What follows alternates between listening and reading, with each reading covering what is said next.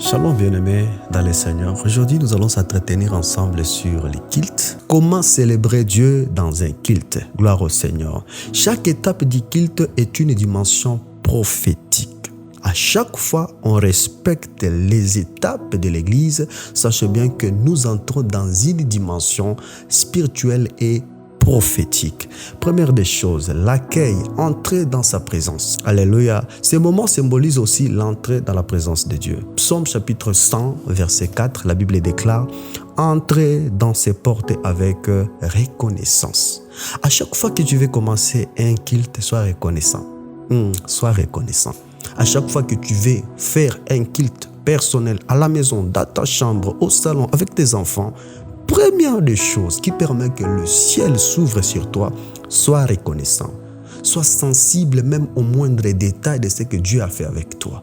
C'est par là que nous allons rendre un bon culte devant Dieu. Bien-aimé dans le Seigneur, tu ne peux jamais toucher Dieu dans sa dimension élevée si tu n'entres pas, si tu n'es pas reconnaissant. Alléluia. Dieu est honoré lorsque nous reconnaissons sur les merveilles. Alléluia. Lorsque tu reconnais le merveille de ce qu'il a fait pour toi, tu permets que Dieu puisse encore déchirer le ciel pour toi. Si tu n'es pas reconnaissant de ce que tu as reçu de la part de Dieu, il est impossible que Dieu puisse te répondre à ce que tu es en train de chercher. Alléluia. Fonction spirituelle. Cela veut dire se briser les distractions.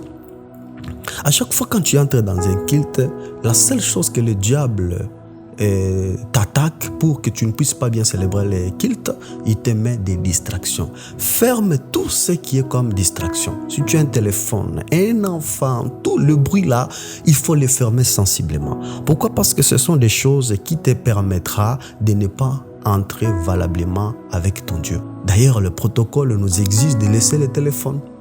Pourquoi? Parce que là, il ne faut pas avoir de distractions lorsque nous parlons avec une autorité.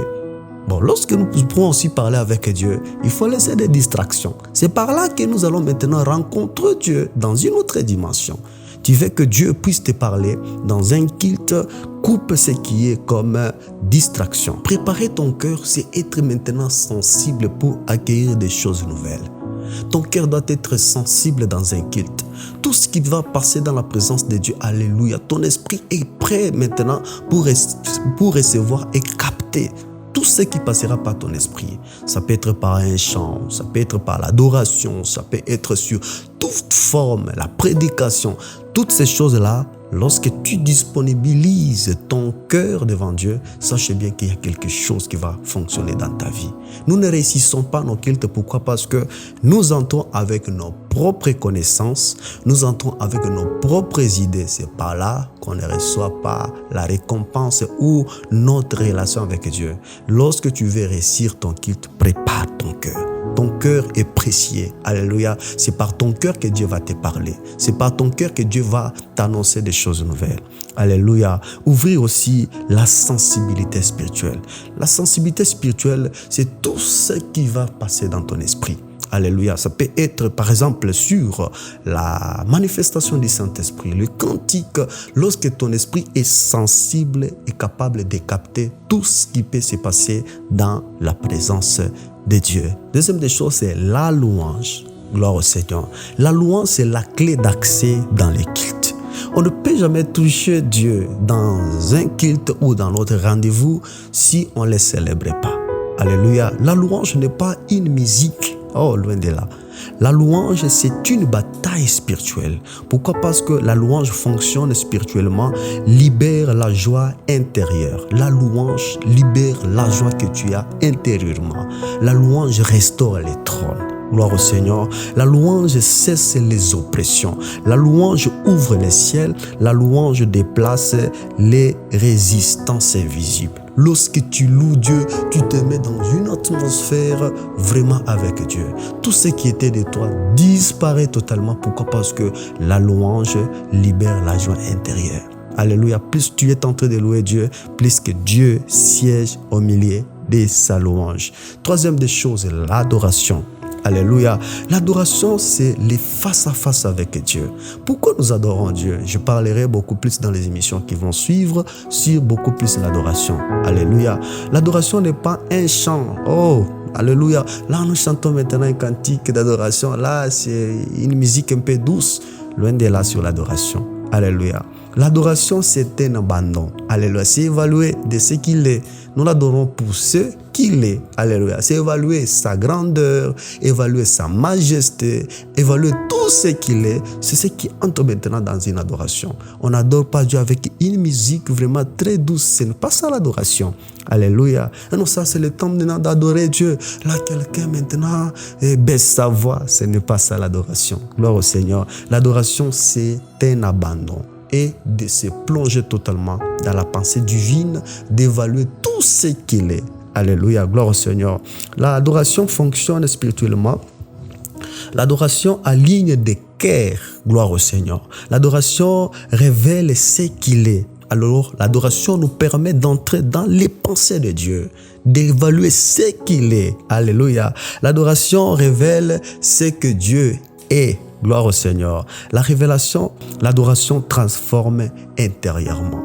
Bien-aimé dans le Seigneur, les choses que tu n'as pas pu selon toi-même, lorsque tu adores, sache bien que tu entres dans une autre dimension de l'élever. Quatrième des choses, c'est la parole.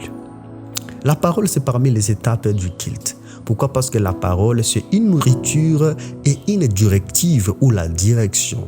On ne peut pas entrer dans un culte. Pourquoi?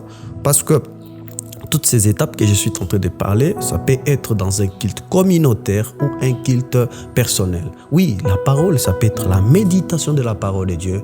Si nous sommes dans un culte communautaire, cela veut dire c'est une prédication, c'est la direction de Dieu, une pensée de Dieu, où Dieu veut encore annoncer à son peuple. La parole est la voix de Dieu au milieu du culte. C'est une partie qui est beaucoup plus, qui montre la direction divine.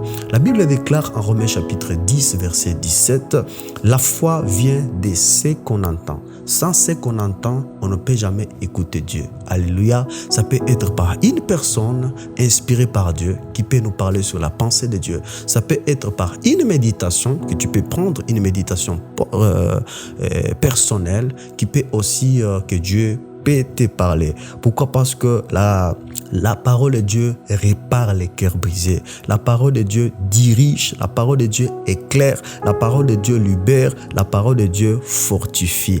À chaque fois que tu écoutes la parole de Dieu, tu écoutes la voix de Dieu, tu es fortifié, tu es dirigé par Dieu et tu es réparé. Gloire au Seigneur. Lève mon cœur, que Dieu guérisse tous ces cœurs brisés. À toi qui es en train de me suivre quelque part, que Dieu guérisse. Pourquoi? Parce que tu veux entrer dans un rendez-vous avec Dieu. Alléluia. Cinquième des choses, les étapes du culte, c'est aussi l'offrande. Alléluia. Gloire au Seigneur. L'offrande, c'est l'acte de reconnaissance. Alors, tu ne peux pas célébrer Dieu ou entrer dans un rendez-vous avec Dieu si tu n'es pas reconnaissant. L'offrande, ce n'est pas pour les pasteurs, mais l'offrande, c'est pour les activités du culte. Alléluia. L'offrande n'est pas un paiement, mais c'est une réponse d'amour et de reconnaissance. Alléluia. L'offrande fonctionne d'une autre façon spirituelle. Pourquoi? Parce que l'offrande ouvre la porte de la provision. À chaque fois que tu n'offres pas devant Dieu, sache bien que tu fermes ta porte de provision. Alléluia. La Bible dit que la main qui donne, c'est la main qui reçoit la bénédiction de l'Éternel. Et la main qui donne est supérieure que la main qui reçoive. Lorsque tu entres dans un culte, ayons cette reconnaissance de lui rendre hommage, de lui magnifier au travers de tout ce que nous avons reçu de nous. Quelqu'un dira que non, moi je ne suis pas béni de la part de Dieu. Oh bien-aimé, les souffles de vie, sache bien que ce sont des reconnaissances que tu peux aussi établir à Dieu. L'offrande exprime aussi la gratitude. Alléluia. L'offrande participe aussi à l'œuvre de Dieu. Sache bien que lorsque tu n'offres pas devant Dieu, il est impossible de faire participer ou de faire avancer l'œuvre de Dieu. À chaque fois que tu entres dans un culte, sache bien que prépare aussi l'offrande. L'offrande, ce n'est pas pour les pasteurs. L'offrande, ce n'est pas pour ces gens qu'on se met déjà dans la tête. Voilà, nos offrandes vont par-ci, par-là. Non, l'offrande participe aussi à l'avancement de l'œuvre de Dieu. Gloire au Seigneur. Sixième des choses, la prière finale dans un culte. La prière finale dans un culte. On parle beaucoup plus de la bénédiction. La bénédiction ou la prière finale, c'est le sceau du kilt. On certifie tout ce qu'on a fait ou tout ce qu'on a passé dans un kilt. C'est pour cela la prière finale n'est pas quelque chose à minimiser. Bien-aimés, ne sortez pas avant la fin du programme du kilt. Parce que lorsque nous commençons le kilt, il y a un ange qui descend. Et après le kilt, il y a aussi un ange qui descend pour bénir. À chaque fois que tu ne respectes pas le processus, le programme de tout ce qui se passe dans le kilt, c'est pour cela que tu entres dans un kilt, rien ne change. Tu rentres dans un kilt comme quelqu'un religieux qui respecte juste des programmes, mais qui ne respecte pas les rendez-vous.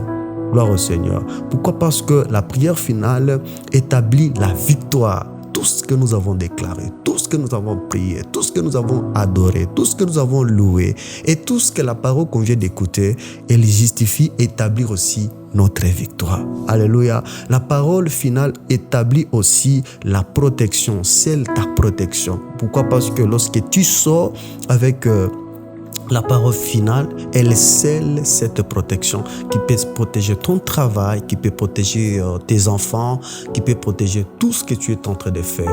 Gloire au Seigneur. La parole finale envoie aussi les peuples dans la semaine avec une parole. Alléluia. Lorsque tu sors avec la prière finale, c'est cette parole qui va maintenant bénir. La Bible nous dit en Josué, là où foulera la plante de tes pieds. Cela veut dire cette parole certifie de te protéger sur la semaine qui va commencer, sur la journée que tu vas commencer, sur toutes choses que tu vas commencer. Cette prière finale te permet beaucoup plus d'être rassuré par la protection divine.